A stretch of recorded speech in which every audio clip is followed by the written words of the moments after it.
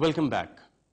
حکومت نے بلوچستان کے زخموں پر مرہم رکھنے کے لیے آغاز حقوق بلوچستان پیکج کا اعلان کیا اور 18ویں آئینی ترمیم میں بھی کچھ شقیں شامل کی۔ رپورٹر کے ذرائع کے مطابق گورنر بلوچستان ذوالفقار مکسی اور وزیر اعلیٰ اسلم رئیسانی اس پیکج پر اپنے تحفظات کا اظہار کر چکے ہیں۔ اپنی ہلاکت سے چند ہفتے قبل جناب حبیب جالب نے ڈان نیوز سے خصوصی گفتگو کی اور اس میں ٹارگٹ کلنگز، بلوچستان کے حالات اور بلوچستان پیکج پر اپنی رائے کا اظہار کیا۔ آئیے دیکھتے ہیں۔ جنرل صاحب یہ بتایا کہ بلوچستان کے حوالے سے بھی جو پیکج اناؤنس ہوا ہے اس کے بعد 18 امینڈمنٹ آئی ہے، آپ سمجھتے ہیں کہ یہ واقعی بلوچستان کے مسائل کی حل کی طرف جا رہے ہیں وفاقی حکومت؟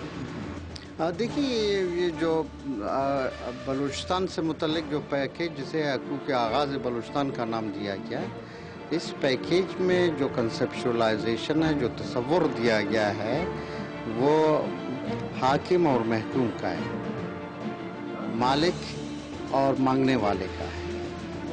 یعنی قومی وسائل پہ نہ دسترس و کنٹرول کی طرف اشارے دیے گئے ہیں اور نہیں ہماری تاریخی حاکمیت کی بحالی کی بات کی گئی۔ حتیٰ کہ وہ اسٹیٹس جو ہمیں خود پاکستان نے ہماری جبری الحاق کرنے کے بعد جو ہمیں دیا تھا، یعنی 1948 سے لے کر جون 1954 تک، جس میں بلوچستان اسٹیٹ یونین کی حیثیت تھی، جن کی حیثیت بالکل آزاد کشمیر کی طرز کی تھی، اور جس میں وہ پاکستان کا ایک نمائندہ آ کر وہاں بیٹھتا تھا، وہ حیثیت بھی 1 یونٹ کے قیام کے ساتھ ہی چھن گئی۔ اور اس کے بعد جتنے بھی آپ نے دیکھے کہ آپریشنز ہوتے گئے، ہمارے وسائل ڈھوتی گئی، اور اب بھی جو پرومسز کی گئی ہیں، مثلا یہ کہا جاتا ہے کہ ہم پورٹ میں 20% دیں گے، تو خود پاکستان کی شیئر جو 9% ہے، تو اس میں 20% کتنا ہوگا؟ 9 کو 100% کرو۔ یا اسی طرح سندک میں شیئر بڑھانے کی بات کی گئی، خود سندک میں پاکستان کا اپنا شیئر سندک گولڈ اینڈ کاپر میں وہ ہے 13%، اور ہمیں جو 20% سے لے کر 30% کہا گیا ہے، وہ تو 13% کو 100 کرو گے تو پھر ہمیں دو گے وہی 5.2% بھی اوور آل پرسنٹیج کیسا نہیں بنے، کیونکہ اوور آل پرسنٹیج میں ہمیں 0.2 بھی نہیں بنے گا۔ جنرل صاحب مطلب کہنے کا آپ کا یہ ہے کہ یہ ساری چیزیں جو حکومت نے اناؤنس بھی کی ہے، اس سے کوئی بلوچستان کا مسئلہ حل ہوتا نظر نہیں آتا؟ اب دیکھیں، انہوں نے یہ کہا کہ ہم 20,000 کے قریب جابز دیں گے۔ پورے ریکارڈ دیکھ لیں، میں خود سینٹ میں تھا، پورے ریکارڈ ہم نے دیکھی، اس وقت فیڈرل گورنمنٹ 24,000 جابز کا ہمارا شارٹ فال ہے۔ 1948 سے لے کر ٹل ناؤ جو فیڈرل جاب ہے، جن کی ڈسٹریبیوشن پروونشل بیسس پہ ہوئی، اور 1973 کی کانسٹیٹیوشن میں بھی وہ کوٹا ختم نہیں کیے گیا، 10 ایئر بعد انہوں نے ایکسٹینشن دی گئی ہے، تو اس حساب سے ہمارا پرسنٹیج 5.3% بنتا تھا، وہ کہ انہوں نے 3.5 کہہ دیا۔ اس 3.5 کے تحت جو ہے 24,000 فیڈرل جابز کا شارٹ فال ہے۔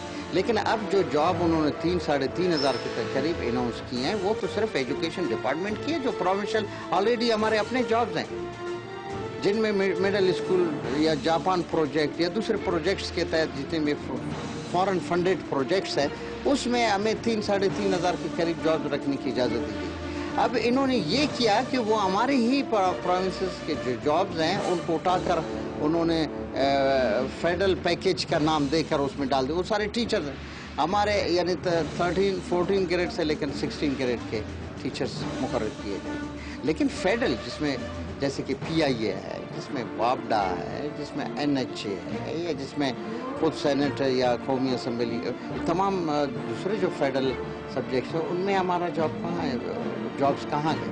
تو اسی طرح اگر آپ گوادر کو لے لیں، گوادر کے بارے میں ہمیں تو ریزرویشنز ہے۔ اب جب طوفانی بارشیں آئیں، گوادر کا پورٹ اب بھی ڈوبا ہوا ہے، اس پہ ایک بہت بڑا مٹی کا تہ جم چکا ہے، پورٹ ناکام ہے، کیونکہ جب آپ انفراسٹرکچر ڈیولپ کرتے ہو، جن چیزوں کی ہمیں ضرورت ہے، ماہی گیری کی صنعت سے ہم جو ہے تقریباً $7 ارب کے قریب کما سکتے ہیں، आप हमारे वो तमाम नेचुरल इकानमी को तबाह बर्बाद करके एक फोर्ट बना रहे हैं। और जज साहब को मैं इंटरप्ट कर रहा हूँ, लेकिन मुझे ये बताएं कि अभी आपके मतलब नेक्स्ट क्या एक्सपेक्टेशन है फेडरल गवर्नमेंट से? वाकई आपके मसाइल हल करने में सिंसियर है, लग रहा है आपको या नहीं लग रहा? मैं तो कहता हूँ ये federal government general Pervez Musharraf की पॉलिसी भी रवां दमा है। ऑपरेशन है, गिरफ्तारियां हैं, लापता लोगों की तादाद में इजाफा हुआ है। खुद जो पार्टियां पुरअमन जदोजहद कर रही हैं, जो रोडों पे जलसे जुलूस पहियाजाम स्ट्राइक्स पे यकीन रखती हैं, मैं खुद वहाँ मेन रोड पे जब स्ट्राइक्स पे हम बैठे हुए थे तो हम पे 32 मिनट तक गोलियां चलाई गई और वो पुलिस वाले ने फायरिंग, जिसके नतीजे में हमारा एक साथी शहीद और 5 शदीद जख्मी हुए। तो इस तरह से मैं ये कहता हूँ कि ये जो पॉलिसी है इसमें एक्सप्लॉयटेशन जो का तू जारी है। संदक को देख लें, उसमें जो हमारी एक्सप्लॉयटेशन है, या रेकोडिक हमारे मर्जी मंशा के खिलाफ जो है चिलियन कंपनी को दिया गया, हबको से हमें कुछ नहीं मिल रहा है, उच्च पावर प्लांट से हमें कुछ नहीं दिया जा रहा है। तो इन तमाम और फेडरल गवर्नमेंट जो मैं कहता हूँ, फेडरल गवर्नमेंट मोर सेंट्रलाइजेशन की तरफ जा रही है। अब इन्होंने जो 18 अमेंडमेंट, जी ये मैं आपसे ये पूछना चाहूँगा कि मतलब इस सारे बैकग्राउंड को मद्देनजर रखते हुए जो बलूचिस्तान में स्पेशली कोयटा में जो टारगेट किलिंग जारी है, इसको आप किस नज़र से देखते हैं? आए इसमें एजेंसीज का हाथ है या ये वाकई बलोच इन्वॉल्व है इसमें? देखिए, टारगेट किलिंग के मुख्तलिफ एंगल से आपको उसका जायजा लेना चाहिए।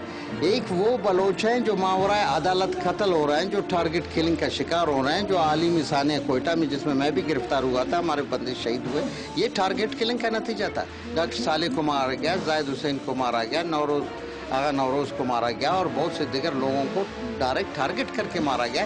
एक टारगेट किलिंग वो है जो एजेंसीज या खुफिया इदारे या दिगर सिक्योरिटी फोर्सेस हमारे बलोच को इंडिविजुअली टारगेट करके मार रहे हैं, ये भी एक टारगेट किलिंग है। सेकंड टारगेट किलिंग शिया और सुन्नी की कंफ्लिक्ट के हवाले से है, क्योंकि जब पाकिस्तान अफगानिस्तान के अंदरूनी हालात में मुदाखलत करता है, गहराई में इन्वॉल्व है और वहाँ के असरात यहाँ पड़ने लगे हैं और यहाँ के तालिबान, यहाँ के सुन्नी तहरीकें, यहाँ के लश्कर जंगी इंतहाई मुतहर्रिक है, शिया साइड को बर्दाश्त नहीं कर पा रही है। आप देख रहे हैं कि रोज़ाना जो टारगेट हो रहे हैं वो शिया सुन्नी के फसादात के हवाले। थर्ड, एक प्रॉपर्टी ग्रेडिंग सेक्शन है जो जिसे हम लैंड माफिया कहते हैं, उनकी कोशिश ये रही है वो किसी न किसी तरह से जो पंजाब से ताल्लुक़ रखने वाले या जिनको हम वहाँ के मकामी कहते हैं लेकिन वो अपने आप को सेटलर करते हैं, उनकी मकानों को, उनकी बिल्डिंग्स को, उनकी बंगलेस को ख़रीदने के खातिर वो ख़ुद लीफलेटिंग करते हैं। कुछ इक्का दुक्का वाक़यात भी ख़ुद खुफिया इदारों से मिलकर करवाते हैं। उनमें पुलिस के DIGs और SPs भी इन्वॉल्व थे, वो केस भी सामने आ गया। तो एक तो टारगेट किलिंग में वो लोग भी हैं जो इस तरह से जो है लोगों के प्रॉपर्टी ग्रैब करना चाहते हैं। अब बलोच कभी भी ये नहीं सोचता है कि वो ऐसे लोगों को टारगेट के लिए और उनकी जगह में उनकी ज़मीनें मकानत पे अफगानिस्तान मुहाजिरीन आकर खरीद रहे, जो हमारे और ज़्यादा प्रॉब्लम क्रिएट करें। असातिज़ा की टारगेट किलिंग आप किस नज़र से? हम ये कहते हैं कि असातिज़ा 63 साल में इस एक साल को छोड़कर 62 साल में किसी बलोच ने किसी टीचर को टारगेट नहीं किया, बल्कि दूर दराज इलाकों में तमाम टीचर्स फ़राइज़ सर अंजाम देते रहे हैं। ये क्या वजह है कि 62 साल के बाद एक साल में अचानक ये टीचर्स की भी टारगेट किलिंग शुरू हो गई? टीचर्स की टारगेट किलिंग पहले हमारे प्रोफेसर मरी जो थे बलोच थे, उनकी टारगेट किलिंग हुई। उसके अलावा 3 और बलोच प्रोफेसर और लेक्चरर्स को मारा गया। और इस तरह ये सिलसिला भी एजेंसियों का करा जा रहा है। ये बलोच अपने टीचर्स को मारते नहीं है, उस्तादों को कोई बलोच नहीं मारता और बलोच इसमें इन्वॉल्व नहीं है। बलोच अपनी जदोजहद में ज़रूर इन्वॉल्व है। वो जो मुज़ाहमती तहरीक है, जो सरफेस पे हो या अंडरग्राउंड हो, मुज़ाहमती तहरीक जारी है। उसमें हम गवर्नमेंट को या हुकूमत को या सिक्योरिटी फोर्सेस को अपनी वो हमारे लोग समझते हैं जिनके साथ उनकी मडबीड़ होती है। हबीब जालिब साहब अपनी हलाकत से चंद हफ्ते कबल हमारे रिपोर्टर अमजद हुसैन से खसूसी गुफ्तगू कर रहे थे।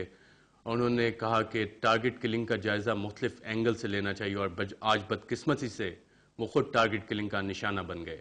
इस वक्त एक छोटा सा ब्रेक लेते हैं और ब्रेक के बाद आपको बताएंगे कि किस ग्रुप ने हबीब जालिब साहब की किलिंग की, टारगेट किलिंग की जिम्मेदारी कबूल की है। एक छोटे से वक्फे के बाद।